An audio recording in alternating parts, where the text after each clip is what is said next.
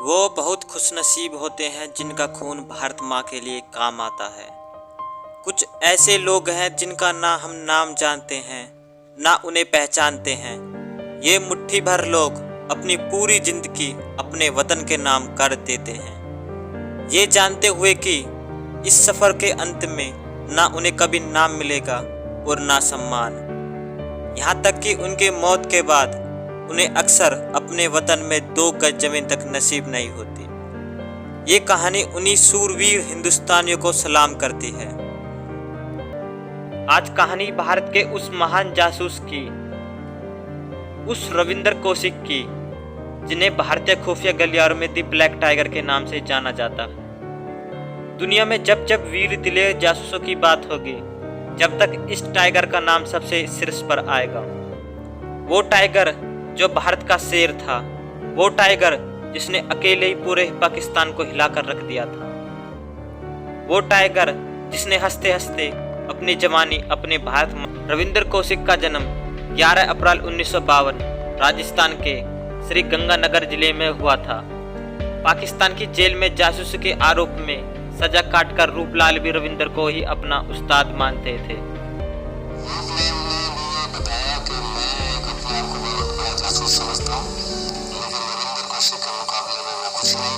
रविंदर उर्फ टाइगर की दास्तां जितने खतरों से भरी हुई थी, उनकी जासूसों की दुनिया में उतरने की कहानी उतनी ही दिलचस्प है।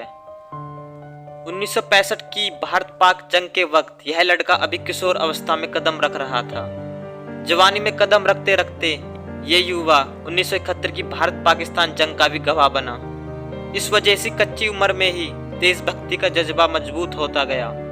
इनके पिता एयरफोर्स में अधिकारी थे, लिहाजा देश के लिए मर मिटने का भी जज्बा विरासत में मिला था। रविंदर ने शुरुआती पढ़ाई श्री गंगानगर के एक सरकारी स्कूल से की थी। 12वीं के बाद उन्होंने SD बिहानी कॉलेज से BCom में दाखिला लिया था। BCom पूरा करने के बाद एक दिन कौशिक ने अपने पिता को बताया कि वह दिल्ली जा रहे हैं नौकरी करने। 23 साल की उम्र में वह रो से जुड़ गई। दिल्ली जाने के बाद रो के साथ उनकी 2 साल तक कड़ी ट्रेनिंग हुई। वह पहले से ही पंजाबी बोलने में माहिर थे। ट्रेनिंग के दौरान उन्हें उर्दू सिखाई गई, मुस्लिम रीति रिवाज सिखाए गए, पाकिस्तान का इतिहास भूगोल दिल दिमाग में बसाया गया। वह सब कुछ सिखाया गया जिससे वह पाकिस्तान में पाकिस्तानी बनकर रह सके। कौशिक नई चीज़ों को बहुत तेजी से सीखते थे। ट्रेनिंग के दौरान जल्दी उन्होंने पाकिस्तान के बारे में किसी औसत पाकिस्तान से बेहतर समझ पैदा कर ली थी। और यह भी देखा गया कि रविंदर में देश प्रेम और धर्म के प्रति कितनी आस्था है। ऐसा इसलिए किया जाता है कि कहीं मुस्लिम देश में एजेंट पकड़ा जाए तो वह किस हद तक मुंह खोल सकता है। 75 में रो ने रविंदर कौशिक से जुड़े सभी आधिकारिक इंडियन रिकॉर्ड्स को नष्ट कर दिया गया। कौशिक को नया नाम और नई पहचान दी गई, नबी अहमद शाकिर, नागरिकता पाकिस्तानी, पता इस्लामाबाद। मेजर बनने के बाद टाइगर ने रो को काफी इंफॉर्मेशन देना शुरू कर दिया।